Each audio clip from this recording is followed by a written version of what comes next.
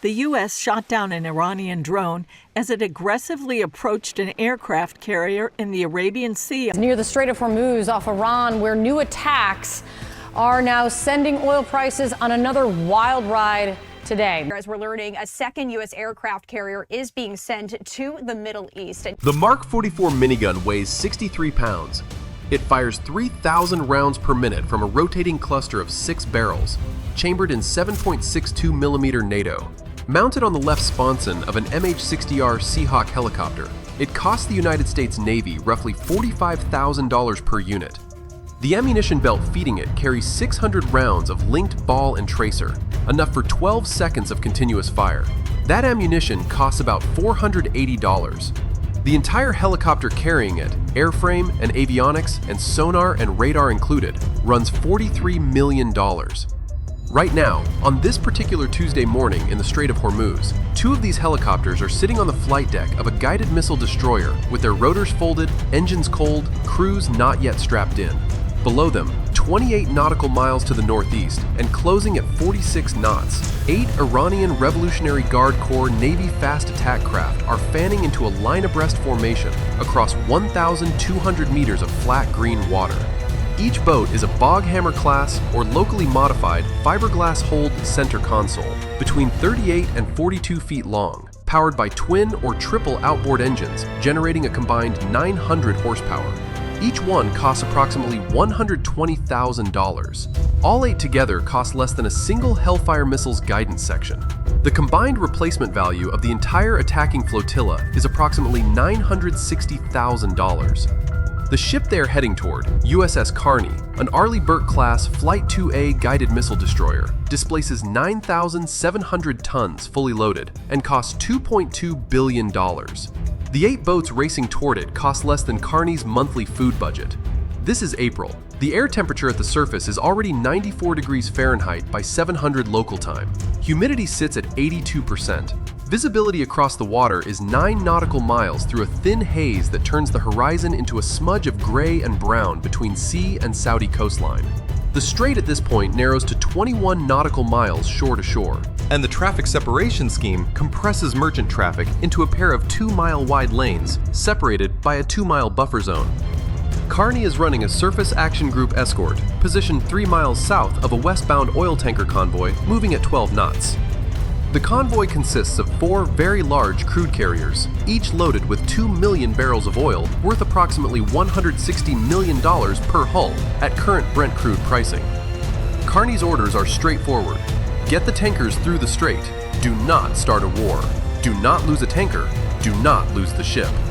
The ship's AN/SPY-1D radar, a passive electronically scanned array built by Lockheed Martin, is designed to track over 100 targets simultaneously at ranges exceeding 200 nautical miles. It was built to find supersonic anti-ship cruise missiles screaming in at Mach 2.5 from 15 feet above the waves. It can do that.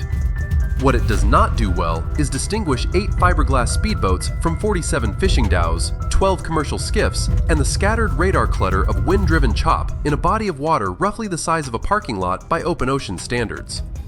The SPY-1D sees the contacts. It sees 67 other contacts too. Every fishing boat within 30 miles is a pixel on the same screen. At 0703, Carney's Surface Warfare Coordinator, a lieutenant commander sitting in the Combat Information Center 2 decks below the waterline, flags 8 contacts bearing 043 degrees, range 28 nautical miles, speed 46 knots, in a formation too tight and too consistent to be fishermen. Fishermen do not run line abreast at 46 knots. Fishermen do not hold formation spacing at 150 meters. The SWIC keys his headset and speaks 4 words to the Tactical Action Officer. Possible swarm, 8 contacts. The TAO, a commander with 19 years of service, picks up the red handset connecting him directly to the bridge. 3 seconds later, the ship goes to general quarters. The sound of the alarm travels through 509 feet of steel at roughly 1,100 feet per second. Every sailor aboard, all 329 of them, has exactly 4 minutes to reach their battle station. Watertight doors slam shut from bow to stern. Hatches that were propped open with sneakers 10 seconds ago are now dogged down with 6 steel latches each. The ship transforms from a floating office building into a sealed, compartmented weapons platform in 240 seconds. Up on the flight deck, the two MH-60R Seahawks sit in the heat. The pre-flight checklist for an MH-60R in standard conditions takes between 12 and 15 minutes. The emergency scramble procedure compresses that to 7 minutes. Not 5, not 3, 7. The auxiliary power units have to spool, the rotors have to unfold from their stowed position, the navigation systems have to align, the weapon systems have to pass a self-test. None of this can be skipped. Skip the navigation alignment and the helicopter doesn't know where it is. Skip the weapons test and the crew doesn't know if the guns work until they pull the trigger over a hostile target. 7 minutes. At 46 knots, the 8 boats are covering 1.4 nautical miles every 2 minutes. The helicopters need 7 minutes. The boats are 28 miles out. That gives the helicopters exactly enough time if nothing goes wrong. And in the Strait of Hormuz at 0700 on a Tuesday in April, something always goes wrong. The CO, a captain with 23 years in the surface fleet, arrives in the CIC 90 seconds after general quarters sounds. He looks at the tactical display. 8 contacts, now 26 nautical miles out, still closing at 46 knots, still in formation. He sees 4 oil tankers behind him, moving at 12 knots in a straight line, like 4 floating buildings that cannot turn, cannot accelerate, and cannot defend themselves. He sees the coastline of Iran 14 nautical miles to the north. He sees the coastline of Oman 7 nautical miles to the south. And he sees the rules of engagement, which exist not as a laminated card on the bulkhead, but as a 140-page document he has memorized that says he cannot fire until hostile intent is demonstrated. And hostile intent for a small boat means a weapon pointed at his ship, or a direct collision course maintained inside 1,000 yards after warnings. 46 knots and a straight bearing is not enough. Not yet. Not at 26 miles. 9 nautical miles to the north, inside Iranian territorial waters, a shore-based radar station at Bandar Abbas is watching the same picture from the other side. The IRGCN operates a network of Chinese-built JY-14 medium-range surveillance radars along the coastline, each capable of tracking surface contacts out to 160 nautical miles. The station can see Carney. It can see the tankers. It can see its own 8 boats. And it can see that Carney has just increased speed from 15 to 25 knots and turned to place itself between the incoming boats and the tanker convoy. The shore station says nothing to the boats. The boats know the plan. The plan does not require communication. Communication can be intercepted. The plan was briefed 3 hours ago in a concrete building at Bandar Abbas Naval District. It relies on a single assumption. The assumption is this: a U.S. Navy destroyer will not open fire on small boats inside the Strait of Hormuz unless those boats fire first. The entire history of Iranian fast boat tactics since 1988 is built on this assumption. Probe, harass, force a reaction. If the Americans shoot first, it is an international incident worth more than any boat that sinks. If the Americans do not shoot first, the boats get closer than the Americans ever wanted them to be.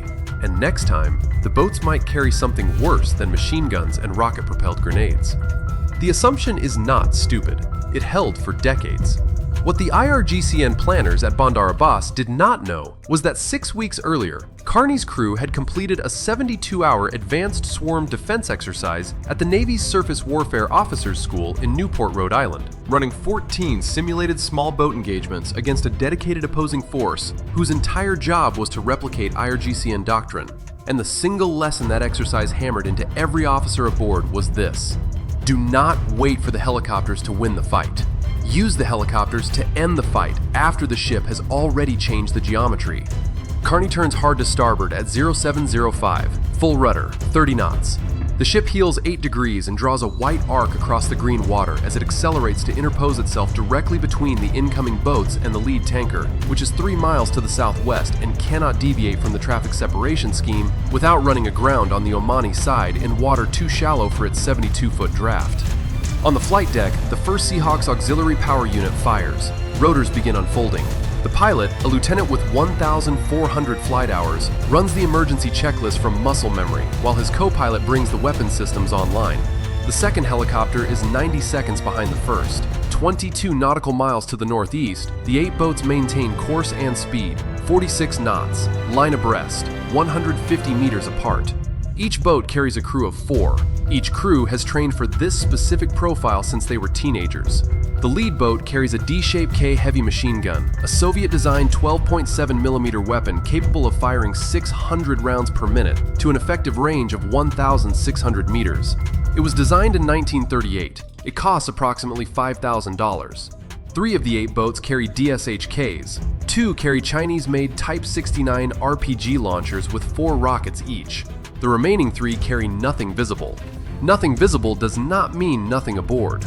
Under tarps and inside deck lockers, there may be Nasser-1 anti-ship cruise missiles, locally manufactured copies of the Chinese C-704, with a range of 22 miles and a 330-pound warhead. Or there may not. The tarps are the point. Ambiguity is the weapon that costs nothing.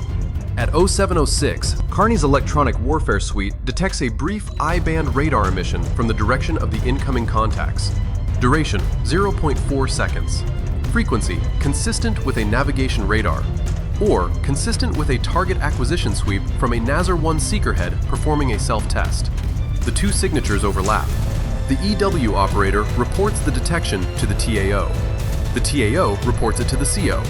The CO now has a data point that might mean a fishing radar switched on, or might mean one of those boats just armed a cruise missile 20 miles from his ship. He does not have 20 minutes to figure out which. He has 20 miles at 46 knots, which gives him roughly 26 minutes if the boats maintain speed, less if they accelerate, and the boghammer holes can push past 50 knots in flat water if the drivers open the throttles all the way. The CO orders the ship to warning yellow, weapons hold. This means the ship's weapons are energized and ready. The 5-inch Mark 45 gun on the foredeck, a 62 caliber naval cannon that fires a 70-pound projectile at 2,600 feet per second to a range of 13 nautical miles, rotates to bear on the incoming contacts. Its barrel moves at 30 degrees per second. It settles on bearing 040. Below decks, the Mark 41 vertical launch system holds 96 cells. Some of those cells contain SM-2 Block 3A surface-to-air missiles that can also engage surface targets in a pinch. Each one costs $2.1 million. Firing a $2.1 million missile at a $120,000 speedboat is the kind of math that makes a comptroller weep. But it is the math the Navy has available when the helicopters are still on deck and the speedboats are inside 20 miles. Range to the incoming contacts, 18 nautical miles. The first MH-60R Seahawk, callsign Cutlass 71, lifts off the flight deck in a wash of salt spray and jet exhaust. It climbs to 200 feet and noses over, accelerating to 150 knots on a direct intercept heading of 043 degrees.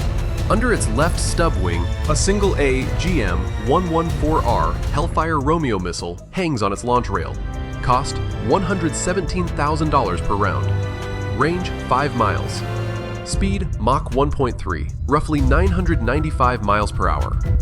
On the left sponson, the M134 minigun with its 600 rounds. On the right stub wing, a pod of 7 Hydra 70 unguided rockets fitted with flechette warheads, each warhead containing 1,179 steel darts, designed to shred soft targets across a 50-meter cone. Cost per rocket, $2,800. The helicopter carries enough ordnance to kill every boat in the formation, but it carries exactly 0 armor plating capable of stopping a 12.7mm round from a DSHK. The Seahawk is a weapons platform, not a tank. One lucky burst from a heavy machine gun and it becomes wreckage. The second Seahawk, Cutlass 72, lifts off 2 minutes later at 0709 and follows on the same heading, offset 500 meters to the south.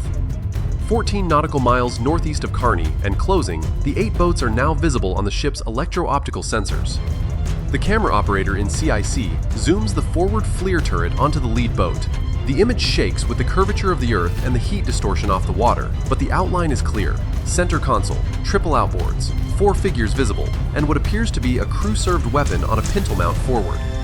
The camera operator calls it. Lead boat, crew-served weapon, appears to be a heavy machine gun. The CO picks up the bridge-to-bridge radio, channel 16, the international hailing frequency monitored by every vessel in the strait, and broadcasts in English, then Farsi through a translator standing next to him. unidentified fast craft on bearing 043 from Coalition Warship. You are approaching a Coalition warship operating in international waters. Alter your course immediately. I intend to take defensive measures if you do not alter course. Over. No response. The boats hold course. 46 knots. 14 miles becomes 12.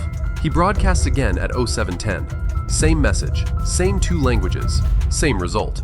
Silence. The CO turns to his weapons officer. Load the 5-inch with VT frag. Set fuse for airburst. I want a warning shot 500 yards ahead of the lead boat. VT frag is a variable time fragmentation round designed to detonate at a preset distance above the surface, showering the area below with steel fragments. It is not intended to sink a boat. It is intended to make the crew of that boat reconsider every decision that brought them to this piece of ocean. At 0711, the Mark 45 fires once. The concussion rolls across the water. The 70-pound shell covers 5,800 meters in 3.1 seconds and detonates 30 feet above the surface, 500 yards ahead of the lead boghammer. A gray puff of smoke appears on the water. Steel fragments pepper the surface in a circle 80 meters wide. 6 of the 8 boats immediately break formation. They peel off in pairs, 2 to port, 2 to starboard. 2 slowing and turning 180 degrees back toward Iranian waters. Their engines scream as they carve white arcs across the green surface. The plan assumed the Americans would not shoot. The Americans shot. The assumption died 500 yards ahead of the lead boat. 2 boats do not break. The lead boat and the third boat in the formation, running 300 meters apart, maintain course and speed directly toward Kearney. Range 9 nautical miles and closing. The calculus changes. 8 boats probing is a harassment. 2 boats charging after a warning shot is something else entirely. The ROE flowchart in the CO's memory clicks forward 1 box. Hostile intent is no longer ambiguous. 2 boats maintaining a direct collision course at 46 knots toward a warship that has just fired a warning round across their bow meets every definition of demonstrated hostile intent in the 140-page document he memorized. Cutlass 71 is 6 miles from the 2 remaining boats, descending through 150 feet, 145 knots. The pilot sees them on his nose. 2 white wakes on green water, straight, unwavering. He radios Kearney. Cutlass 71, tally 2 fast movers, bearing 040, 9 miles from Mother, inbound, requesting weapons free. The TAL looks at the CO. The CO nods. Cutlass 71, weapons free on the 2 inbound contacts. Engage the lead boat first. The pilot pulls the Seahawk into a slight climb to unmask the Hellfire's seeker. The co-pilot designates the lead boat with the laser in the nose-mounted targeting system.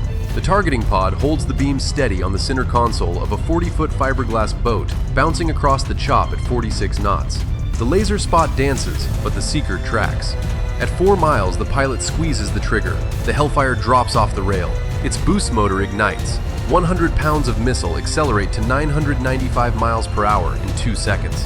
It climbs briefly, pitches over, and rides the laser reflection down. Time of flight from launch to impact at this range, 14 seconds.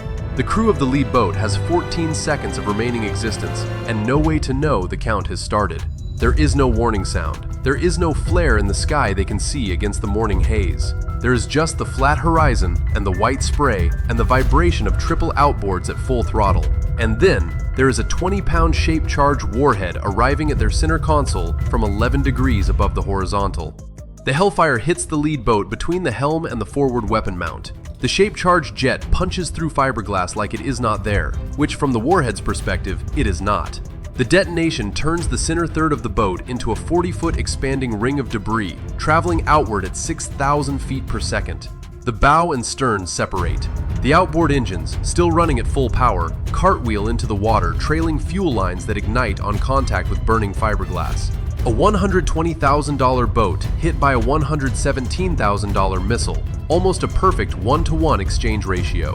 The accountants would call that efficient. The crew of Cutlass 71 would not call it anything. They are already slewing the targeting laser onto the second boat. The third boat, 300 meters behind the wreckage of the lead boat, does something the crew of Cutlass 71 does not expect.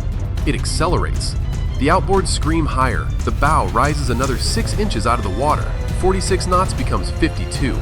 The boat swerves to starboard, then back to port, beginning a zigzag pattern designed to defeat laser-guided weapons by breaking the designator's lock. This is not panic. This is training. Someone on that boat knows what killed the lead boat and knows how to make the same weapon miss. Cutlass 71 has no more Hellfires. It carried one. The single most expensive thing on the helicopter just went into the water, along with the lead bog hammer. And now the second boat is zigging at 52 knots, inside 7 nautical miles of a $2.2 billion destroyer. Cutlass 72 is 90 seconds behind. It has its own Hellfire, but 90 seconds at 52 knots is 1.4 nautical miles, and the boat is already at 7 miles from Carney and closing. The pilot of Cutlass 71 pushes the nose down and accelerates to 155 knots, closing the distance from the beam. At 1,200 meters, the co-pilot selects the Hydra 70 rocket pod. 7 rockets, 1,179 flechettes each.